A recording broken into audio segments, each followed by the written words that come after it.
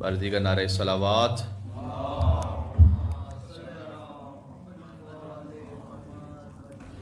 بسم اللہ الرحمن الرحیم. اللہم کن لولیک الحجۃ ابن الحسن صلواتک علیہ وعلی آبائہ فی هذه الساعة وفي كل ساعة وليا وحافظا وقائدا وناصرا ودليلا وعينا حتى تسكنه أرضك طوعا وتمتعه فيها طويلا.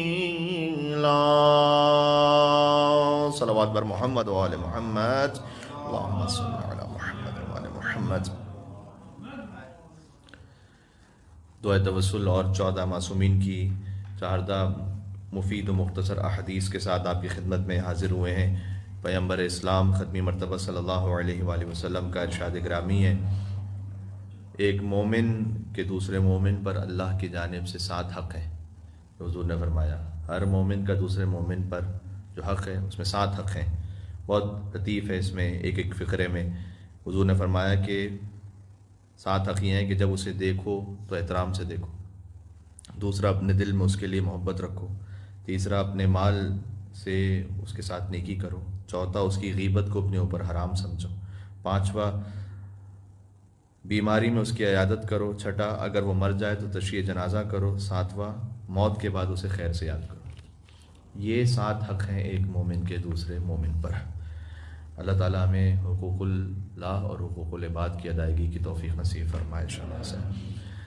بسم اللہ الرحمن الرحیم. اللہم انی اسألک واتوجہ الیک بنبیک نبی الرحمہ محمد صلی اللہ علیہ وآلہ. یا ابا القاسم یا رسول اللہ یا امام الرحمہ یا سیدنا و مولانا انا توجہنا واستشفعنا وتوسلنا بك إلى الله وقدمناك بين يدي حاجاتنا يا وجيها عند الله اشفع لنا عند الله. جناب امیر مولا علیہ السلام ارشاد فرماتے ہیں کہ بلاؤں میں سے ایک سخت بلا فقر و فاقہ ہے. بہرحال غربت ایک سخت مصیبت ہے، لیکن اس سے زیادہ سخت مصیبت بدن کا مریض ہو جانا ہے. اس لیے کتنے لوگ ایسے ہیں کہ جو چاہیں گے کہ ہزاروں لاکھوں کروڑوں بھی قربان کر دیں لیکن ان کا بدن صحیح و سالم ہو جائے. مولانا نے فرمایا کہ ایک مصیبت ہے فقر و فاقہ، اس سے زیادہ سخت مصیبت ہے بدن کا مریض ہونا، اس سے بھی زیادہ سخت ہے دل کا مریض ہونا. پھر امام نے فرمایا کہ نعمتوں میں سے ایک نعمت ہے وسعت مال، اس سے افضل نعمت ہے بدن کی صحت، اس سے افضل نعمت ہے دل کی صحت، اور دل کی صحت کا افضل ترین نقطہ تقوی الہی ہے.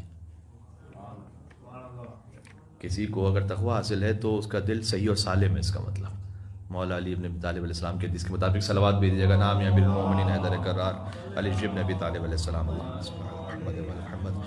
یا ابا الحسن یا امیر المؤمنین یا علی ابن ابی طالب یا حجت اللہ علی خلقہ یا سیدنا و مولانا انا توجہنا واستشفعنا وتوسلنا بك الى اللہ وقدمناك بین یدی حاجاتنا یا وجیہا عند اللہ اشفع لنا عند اللہ.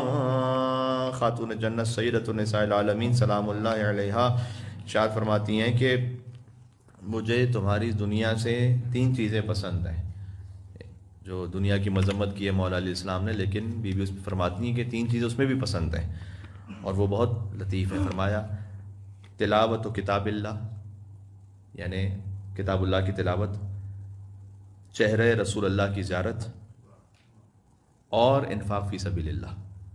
یعنی تلاوت کتاب اللہ، زیارت چہرہ رسول اللہ، اور انفاق فی سبیل اللہ. یہ 3 چیزیں بی بی فاطمہ الزہرا سلام اللہ علیہ فرمایا کہ مجھے پسند ہیں اس دنیا سے.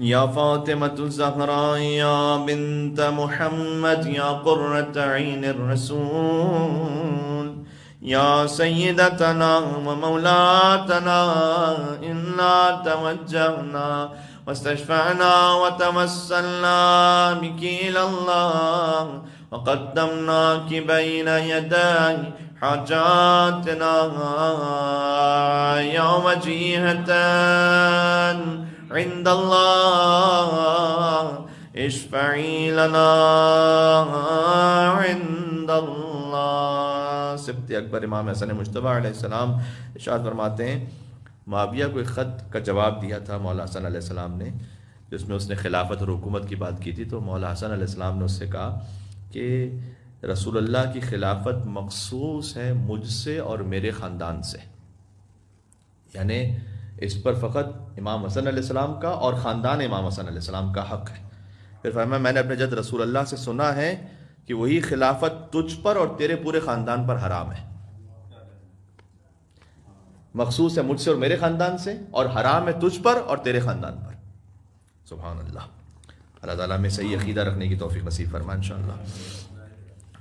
یا ابا محمد یا حسن ابن علی ایہا المجتبی یا ابن رسول اللہ یا حجت اللہ علی خلق یا سیدنا و مولانا انا توجہنا واستشفعنا وتوسلنا بك إلى الله وقدمناك بين يدي حاجاتنا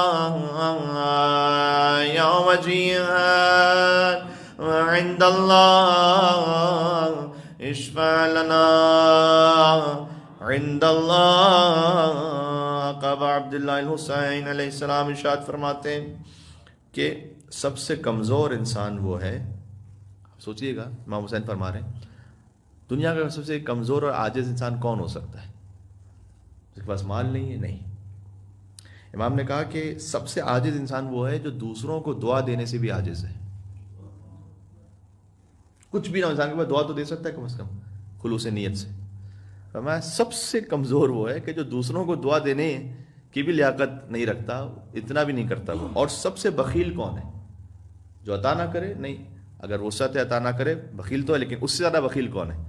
سب سے عاجز وہ ہے جو دوسروں کو دعا بھی نہ دے، سب سے بخیل وہ ہے جو دوسروں کو سلام بھی نہ کرے. اس کے لیے تو کسی چیز کی ضرورت نہیں. تو کوشش کریں سلام میں پہل کریں اور دوسروں کو صدق دل کے ساتھ دعا میں یاد رکھیں. یہ ابا عبداللہ علیہ السلام کا فرمان ہے. ماشاءاللہ.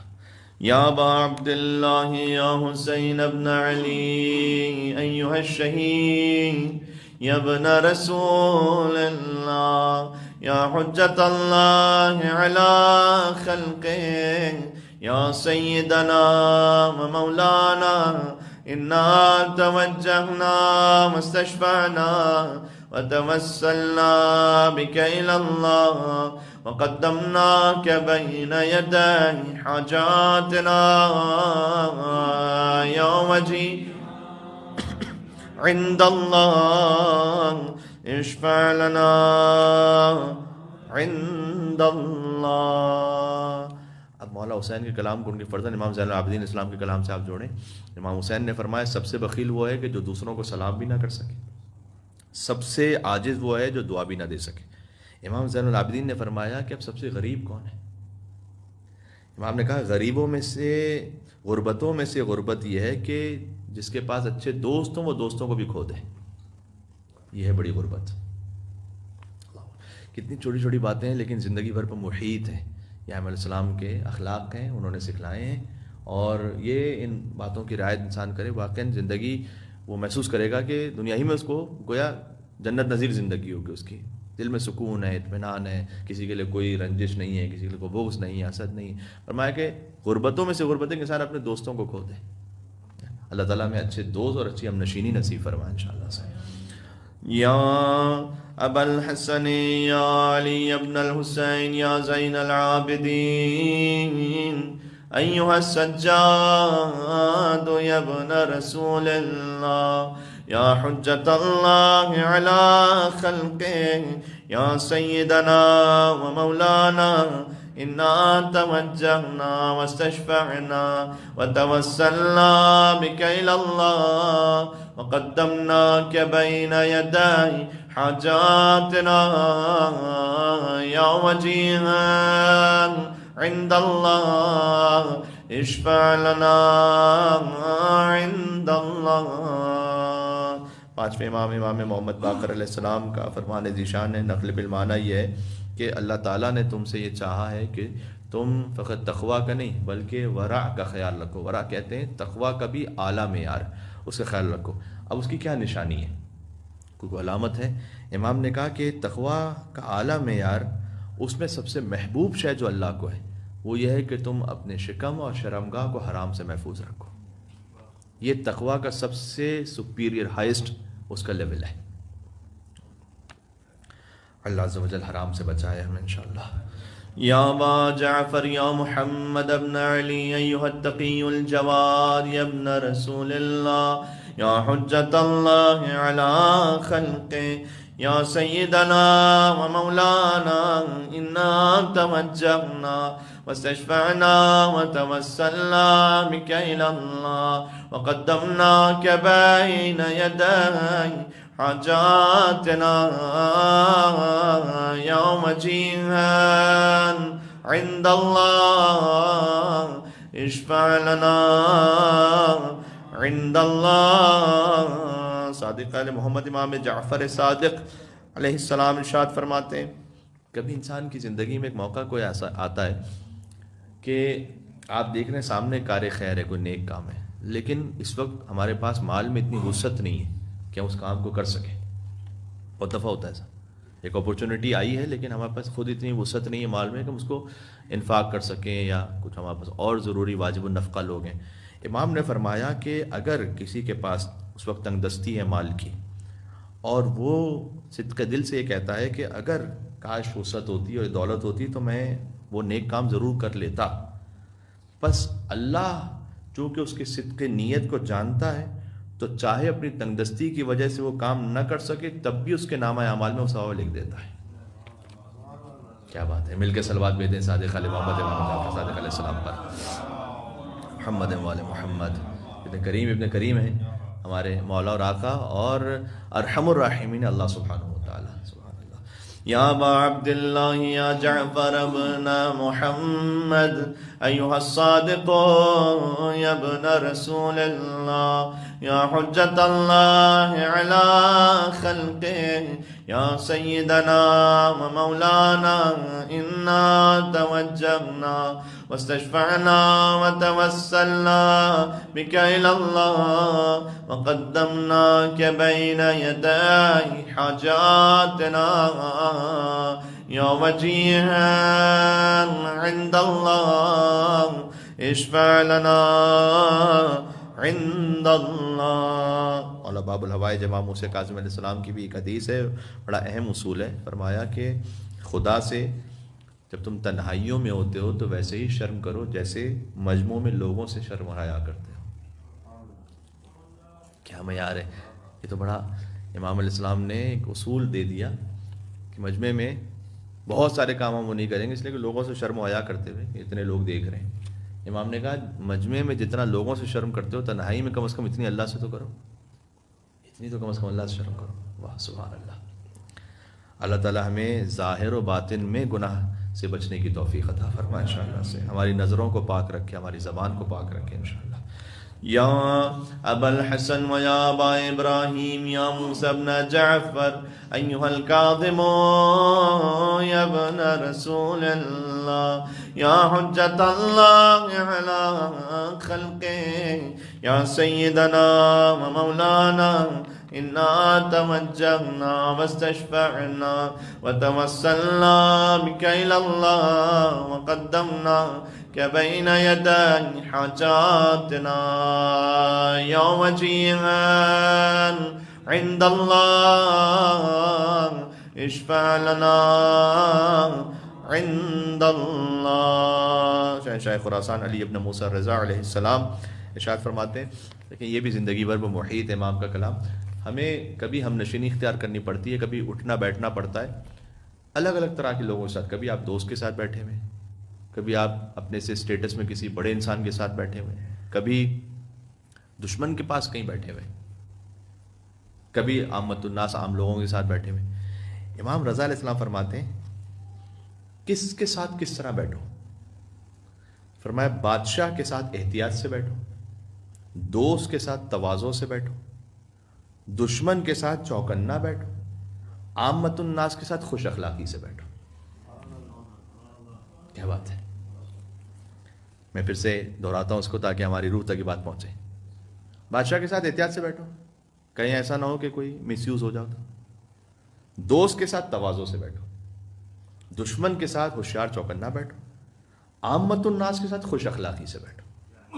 یہ امام علی ابن موسیٰ رضا علیہ السلام نے فرمایا. مل کے صلوات بھیجتے ہیں نام علی ابن موسیٰ رضا. اللہم صلی علی محمد وعلی محمد. یا بالحسن یا علی ابن موسیٰ ایہا الرضا یا ابن رسول اللہ یا حجت اللہ علی خلقہ یا سیدنا و مولانا انا توجہنا واستشفعنا وتوسلنا بك إلى الله وقدمناك بين يدي حاجاتنا يا وجيها عند الله اشفع لنا عند الله.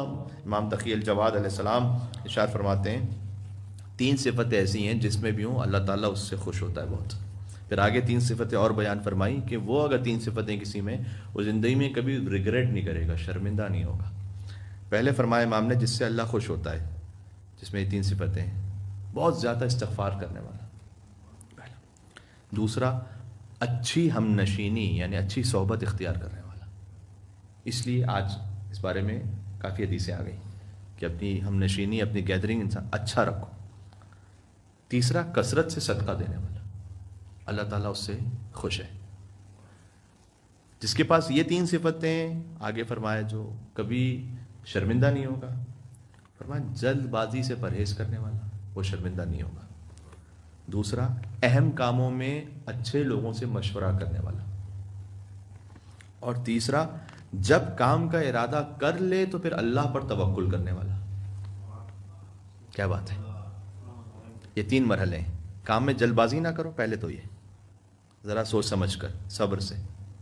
دوسرا یہ کہ اچھے لوگوں سے مشورہ کرو. تیسرا جب کام کا پھر ارادہ کر چکے ہو تو اللہ پہ توکل رکھو، تو انشاءاللہ شرمندہ نہیں ہوگے. ماشاءاللہ. یہ امام جواد علیہ السلام کی وہ نصیحت ہے کہ جس میں واقعی جود و سخاوت ہے امام کی جانب سے. یا ابا جعفر یا محمد ابن علی ایہا التقی الجواد یا ابن رسول اللہ یا حجت اللہ علی خلقہ یا سیدنا و مولانا انا توجہنا واستشفعنا وتوسلنا بک الی اللہ وقدمناک بین یدی حاجاتنا یا وجیہا عند اللہ اشفع لنا عند اللہ. امام علی نقی علیہ السلام مولا علی کی قبر پر کھڑے ہو کر ہمارے 10ویں امام امام علی نقی فرماتے تھے کہ اے اللہ کے ولی مولا علی آپ پر سلام ہو. ہم آئمہ میں آپ پہلے مظلوم ہیں. آپ وہ ہیں کہ جن کا حق غصب کیا گیا. آپ نے صبر کیا اور مصائب پر ضبط کیا یہاں تک کہ آپ کی شہادت واقع ہوئی. یہ امام علی علیہ السلام کو ایسے سلام کرتے تھے امام علی نقی علیہ السلام. میں نے چاہا کہ یہ آپ تک پہنچاؤں ایک غربت مولا علی علیہ السلام. یا ابا الحسن یا علي بن محمد أيها الهادي النقي يا ابن رسول الله يا حجة الله على خلقه يا سيدنا ومولانا إنا توجهنا واستشفعنا وتوسلنا بك إلى الله وقدمناك بين يدي حاجاتنا يا وجيها عند الله اشفع لنا عند اللہ. آج ہم نشینی صحبت پر کس کی قربت اختیار کریں اس پہ بات ہوئی ہے.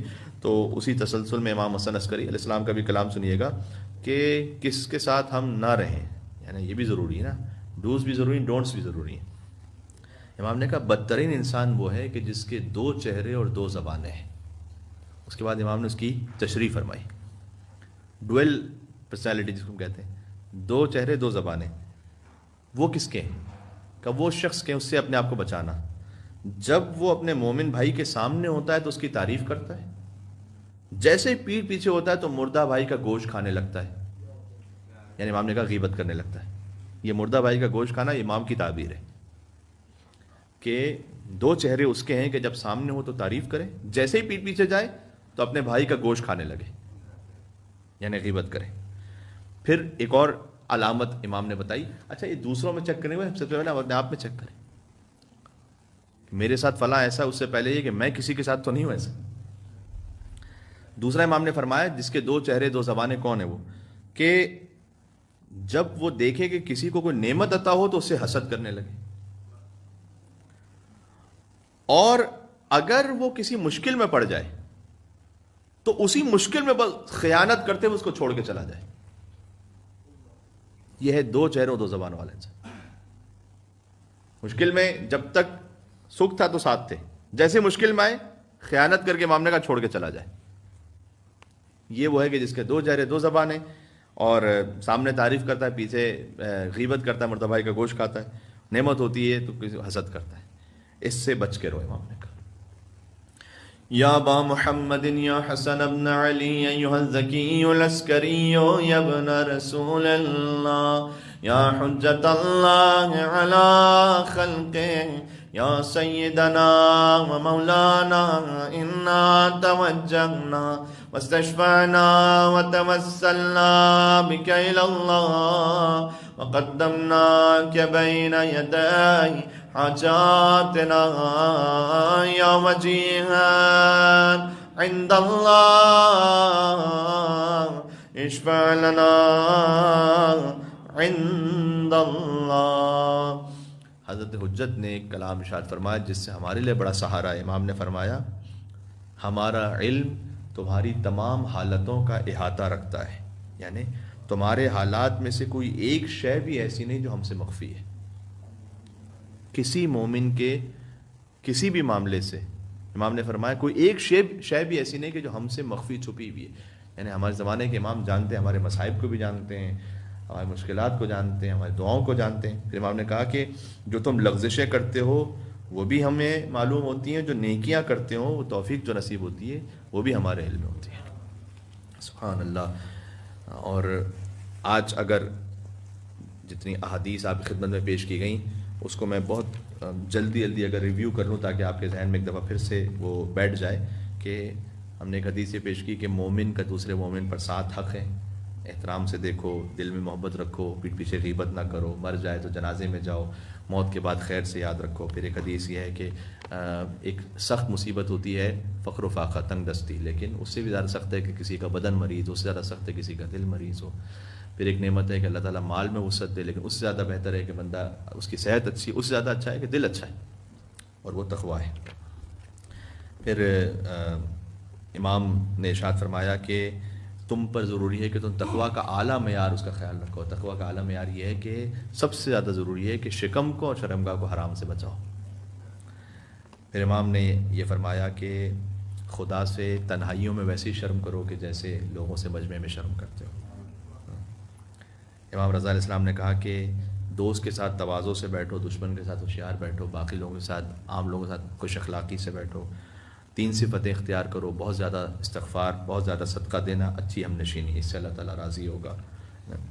اگر جلد بازی سے پرہیز کرو گے، دوسروں سے اچھے لوگوں سے مشورہ کر لو گے اور توکل رکھو گے تو شرمندہ نہیں ہوگے. کیا کہنے. اور اس سے پرہیز کرو جس کے 2 چہرے اور 2 زبانیں. یہ آج بیان کی گئی احادیث کا ایک چھوٹا سا ریویو ہو گیا، خلاصہ ہو گیا. چلیں ان تمام ائمہ کی والدہ بی بی فاطمہ الزہرا سلام اللہ علیہا کے مصائب پر 2 فقرے عرض کرتا ہوں. دعا کی قبولیت کے لیے دل مغموم ہو، کم از کم جنت البقیع پہنچ جائیں ہماری یادیں. مدینے والے نے لکھا ہے شام والے کو، ایک خط لکھا ایک شقی نے ایک دوسرے لعین کو، اور اس میں حاکم شام کو اس نے لکھا کہ ہم نے فاطمہ الزہرا پر کیا ظلم کیا. ہائے ہائے. کہ جب بنت رسول پشت در پر آئیں اور جب بیوی نے دروازہ نہ کھولا تو میں نے آگ لگا کر لکڑیوں سے فاطمہ زہرا کے دروازے کو جلانا شروع کیا. یہ وہ خط میں لکھ رہا ہے. جب دروازہ جلتے جلتے کمزور پڑ گیا تو بنت رسول نے دونوں ہاتھوں سے وہ دروازہ تھام لیا تھا، لیکن آنے والے نے قنفذ سے کوڑا لیا اور بنت رسول کے بازو اطہر پر ہائے ہائے ہائے ایسے کوڑا مارا گیا کہ حتی صار کالدملج الاسود، سیاہ نشان ہمیشہ کے لیے بی بی فاطمہ زہرا کے بازوؤں پر موجود رہا.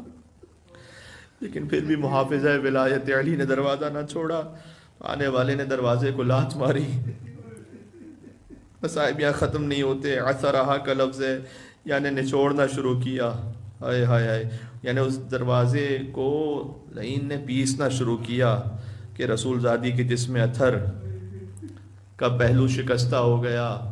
در و دیوار کے درمیان دروازے میں کیل تھی جو سینہ سیدہ میں پیوست ہوئی. بیوی نے فریاد کی، واہ بتا واہ رسول اللہ، ہاکذا یفعل بحبیبتک وابنتک. اے بابا، آپ کی حبیبہ کے ساتھ اور آپ کی دختر کے ساتھ یہ کیا گیا.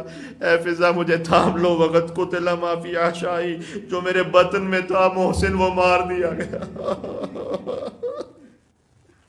بی بی فاطمہ قربان ہو گئی. سیدہ سلام اللہ علیہا علی کی ولایت پر قربان ہوئی. اور چونکہ بی بی قربان ہوئی نا تو بس یہ دستور فداکاری اب سیدہ کی بیٹیوں میں بھی جاری رہا. یعنی پھر کبھی بی بی زینب شریکت الحسین بن کر کوفہ کے بازاروں میں آئیں، شام کے درباروں میں گئیں، یہاں تک کہ اپنی چادر تک قربان کی ابا عبداللہ الحسین کے مقصد کی خاطر. تازیانوں کے زخم کھائے، درے کھائے. اور پھر بی بی کی پوتی شہزادی سکینہ نے اپنی دادی کی سیرت پر عمل کیا، یہاں تک کہ تماچے بھی کھائے. دامن میں آگ لگی تھی تو فریاد کی، اے شاہ نجف دادا میری مدد کو آئیے گا. آخری فقرہ کہتا ہوں. تاریخ یہ کہتی ہے کہ مولا علی کی بیٹیاں اتنی مظلومہ تھیں کہ ابن زیاد کے دربار میں پہنچی تو اپنی آستینوں سے اپنا چہرہ چھپایا ہوا تھا علی کی بیٹیوں نے.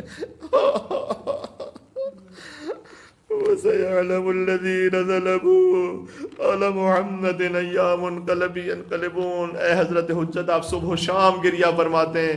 بالخصوص شہزادی زینب کے مصائب پر آپ خون کے آنسو روتے ہیں. زیارت ناحیہ میں ہم امام زمانہ علیہ السلام سے توسل کرتے ہیں. یقیناً جب ان کی جدہ کا ذکر ہوا ہے تو امام کی خاص نظر کرم ہوگی اس مجلس پر، اس محفل پر. آپ اپنی حاجات کی نیت سے ایمان کی سلامتی اور انشاءاللہ نسلوں تک ایمان پہنچے، اس نیت سے آپ امام سے توسل اختیار کیجیے گا. یا وصی الحسن والخلف الحجان ایھا القائم منتظر المہدی یا ابن رسول اللہ یا حجت اللہ علی خلقہ یا سیدنا و مولانا انا توجہنا واستشفعنا وتوسلنا بک الی اللہ وقدمنا بین یدی حاجاتنا. سب مل کے یا وجیہا عند اللہ اشفع لنا. ایک مرتبہ اور یا وجیہا عند اللہ اشفع لنا عند اللہ